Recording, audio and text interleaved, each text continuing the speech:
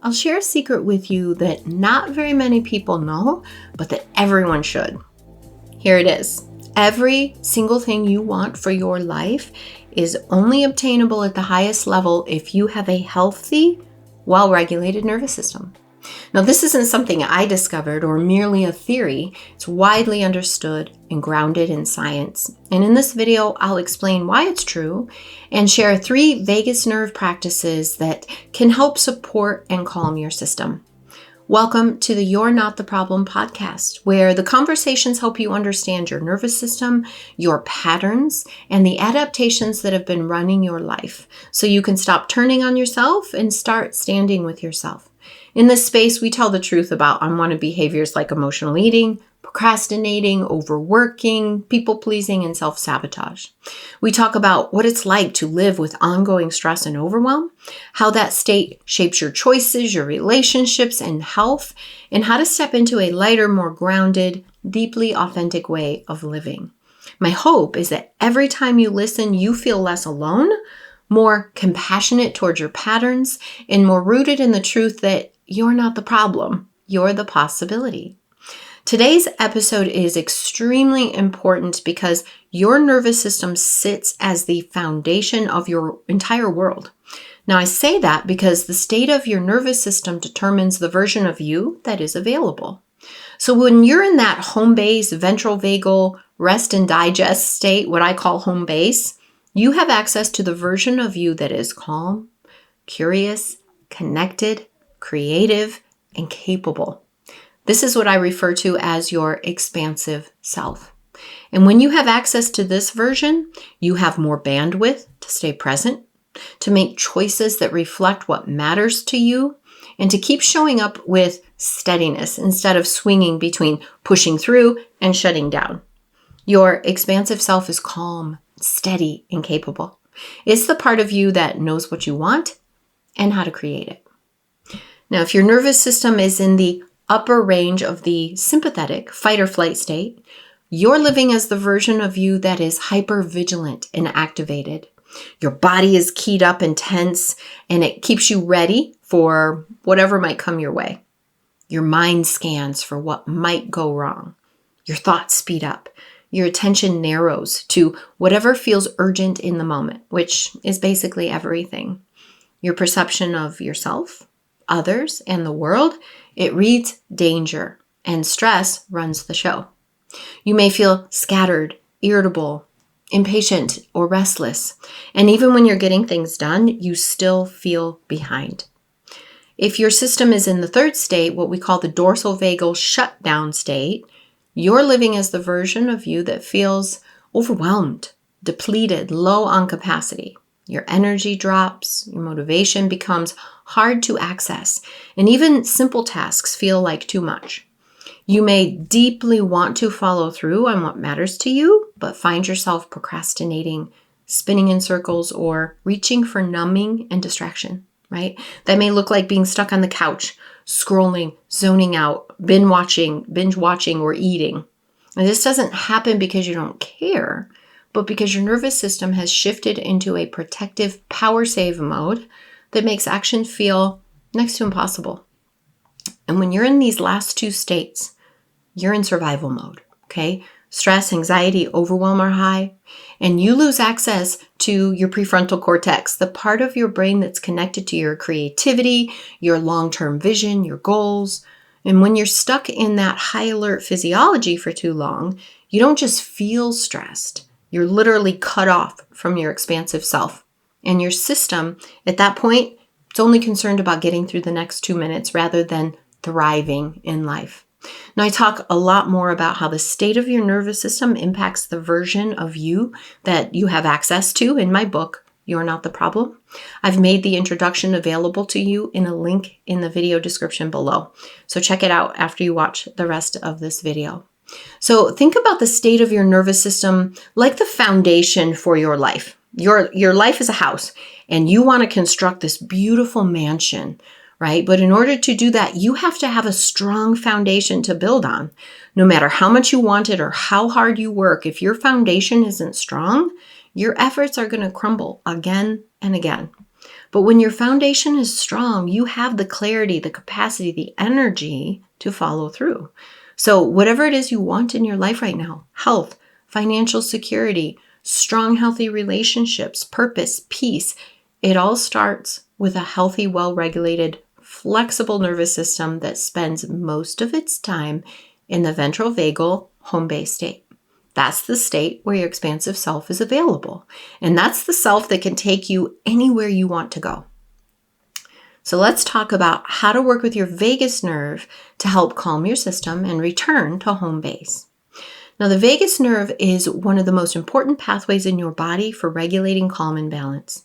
It connects your brain with key organs, influencing everything from your heart rate to digestion and even your emotional state. Polyvagal theory emphasizes that your autonomic nervous system is constantly evaluating risk and safety through neuroception, which is the automatic process that uses information from the environment to determine what state you should be in. The vagus nerve is a major two-way pathway in that system. It carries sensory information from organs back up to the brainstem, and it also carries motor signals from the brainstem out to the organs, which means it both reports what is happening and helps shift physiology. Here's what it looks like in practice. When there's a cue of safety, the ventral vagal system supports regulation and social engagement. That includes slowing the heart, supporting digestion, coordinating muscles involved in facial expression, vocal tone, and aspects of listening. When there's a cue of threat that calls for action, the vagus nerve backs off, allowing sympathetic activation to mobilize you. When a threat feels overwhelming or inescapable, the system can shift into dorsal vagal shutdown, which shows up as collapse, numbness, disconnection, low energy, a sense of being frozen, really. What's most important to understand is that the vagus nerve is like a communication highway that helps your system detect safety and threat and shift your physiology accordingly. So I'll now share 3 exercises you can try in order to calm your nervous system using the vagus nerve. Let's start with the physiological sigh. This is a tool that can reduce the intensity of anxious activation very quickly. This one's grounded in respiratory physiology. And the reason it works is that it changes your breathing pattern in a way that helps the body offload carbon dioxide and settle the system. And it also re-expands the tiny air sacs in the lungs, which can become less efficient when we're stressed. Our breathing is shallow and we're holding tension. So the way to complete the physiological sigh is you're going to inhale through your nose, and then before you exhale, you're going to take a second quick inhale on top of the first one to make sure that you've filled your lungs as much as possible. Then you're going to exhale slowly through your mouth, letting the exhale be long and unforced. That counts as 1. And you want to do 1 to 3 rounds and then just pause and notice what shifts in your body. So the physiological sigh looks like this.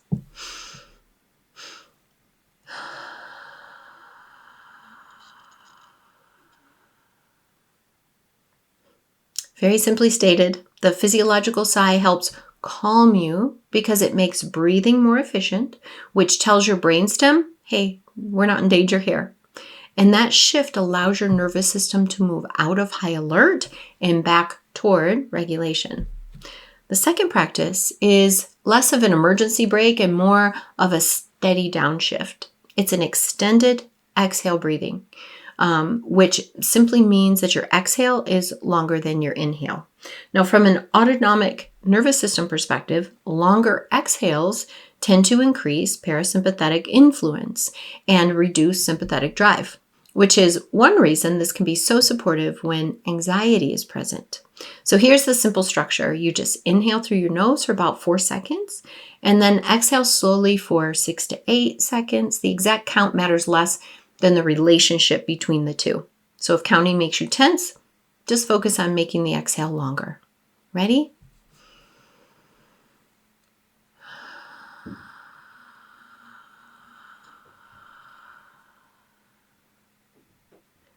You want to stay with this type of breathing maybe for 2 minutes, 5 minutes, and it has the potential to calm your system because a slow, longer exhale, it signals to your brain and body that there is no immediate threat.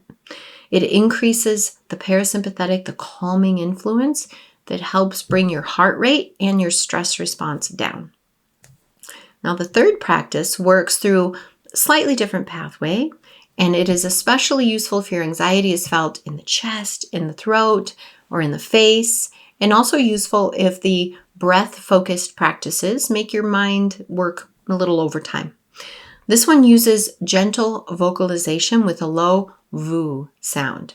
From a physiological standpoint, vocalization engages muscles and reflexes in the throat and face that are part of the broader social engagement system, and it can help the nervous system shift toward regulation through both vibration and exhalation.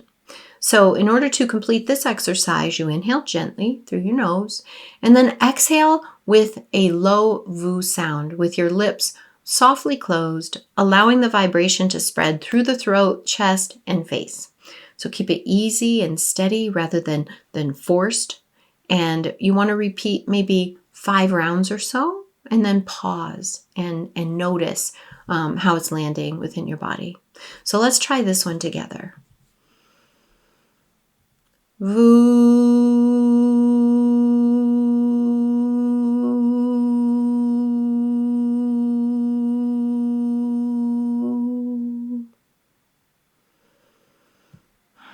The VU works in part because it uses your voice and your breath, which are 2 of the main pathways your nervous system uses to shift into a regulated, connected state.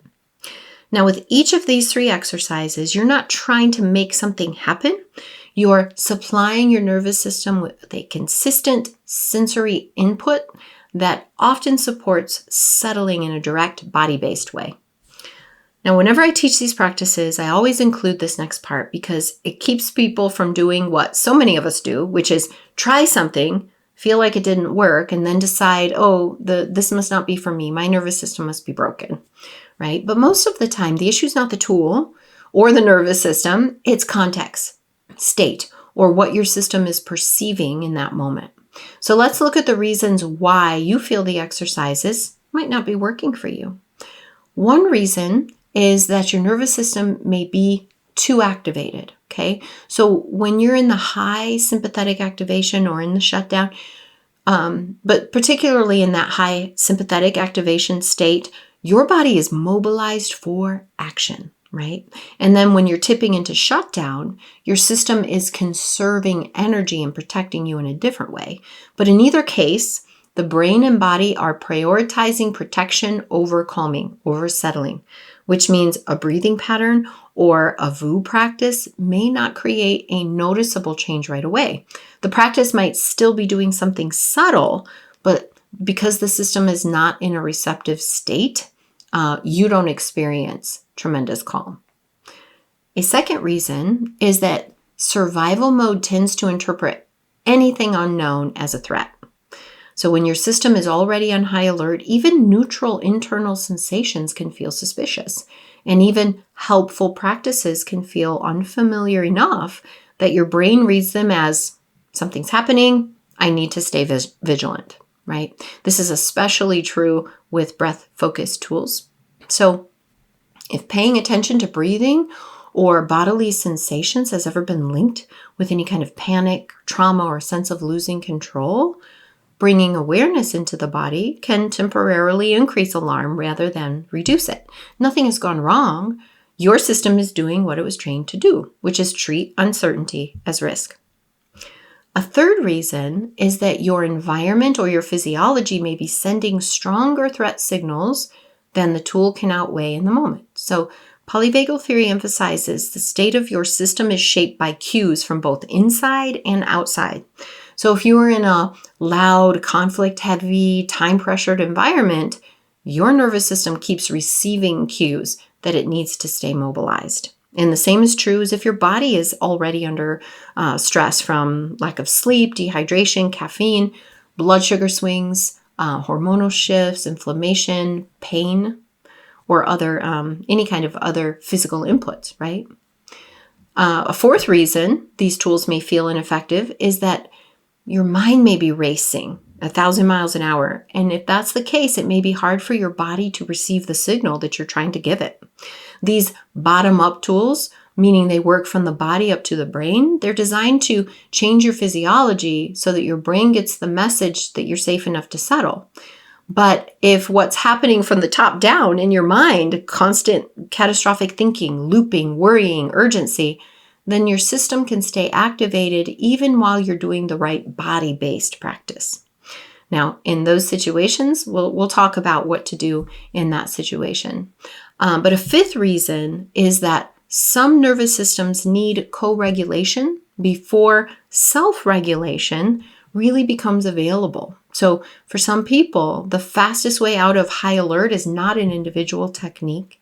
It's an experience of safe connection, a steady voice, warmth, attunement.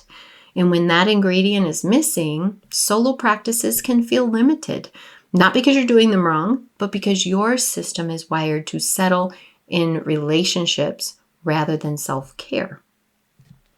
Finally, timing and expectations matter.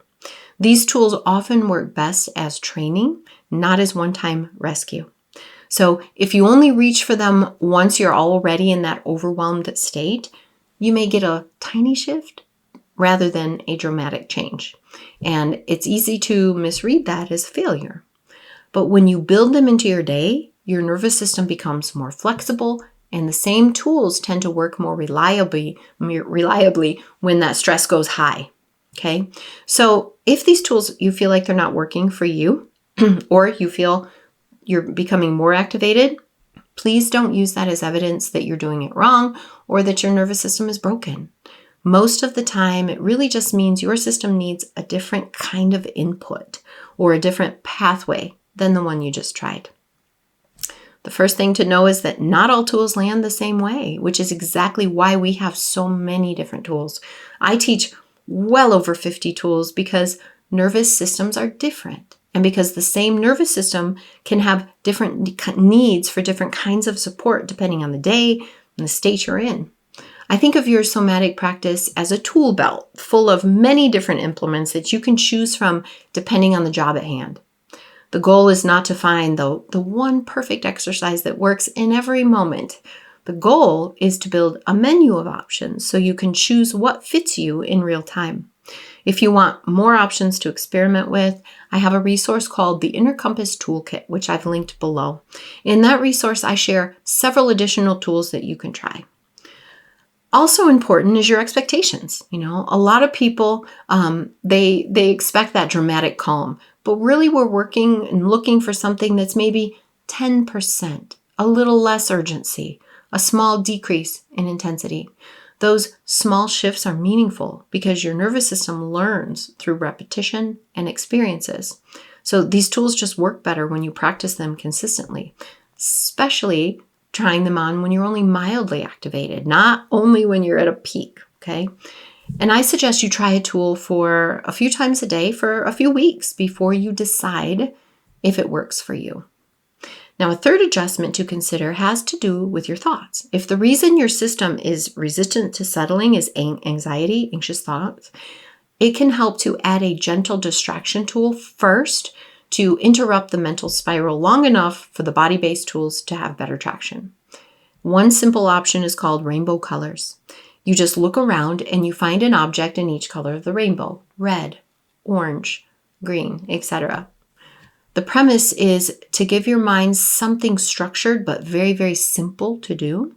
And you can do this for 30 to 60 seconds before you start the breathing practices or the exercises.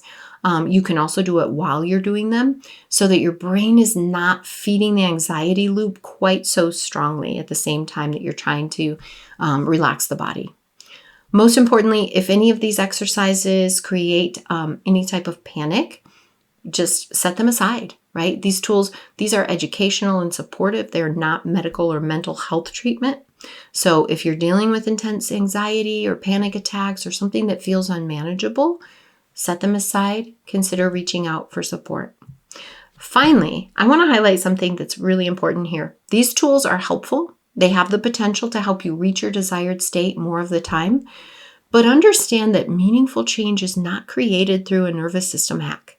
I know there are a lot of sources out there that offer hacks as a way to overhaul your nervous system and your life, but there is no such thing as a true nervous system hack. There are patterns of your nervous system and your mind that will keep pulling you back into the survival states of stress and overwhelm.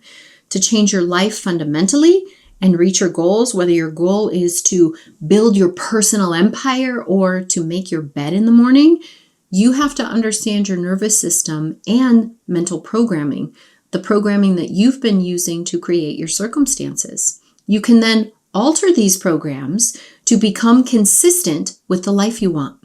We humans act consistently with our programming, and this is why you've wanted to do things change or why you've been striving for something and it's not working. The answer isn't to try harder. It's to understand your patterns and how to shift them. That's when your aligned actions become possible and you experience the changes you want for your life. This reprogramming is at the heart of my Freedom Formula and the basis for the You're Not the Problem book, podcast, and movement. And I invite you to become a part of the movement by subscribing to the channel, downloading the introduction, and learning how to become the most expansive version of yourself. If something in this episode helped you or even made you a little more curious about your nervous system, take a moment to like the video and subscribe to the channel. When you do, you're not only making sure you don't miss future episodes, but you're also helping me get this important knowledge out to other people who could benefit from understanding what their nervous system is doing and how to work with it. You can find the resources I mentioned in the video description, including the link to download the introduction to the book for free, so you can go deeper with this work in a way that's practical and supportive. I'll be back next week with another nervous system topic to explore, so I'll see you then.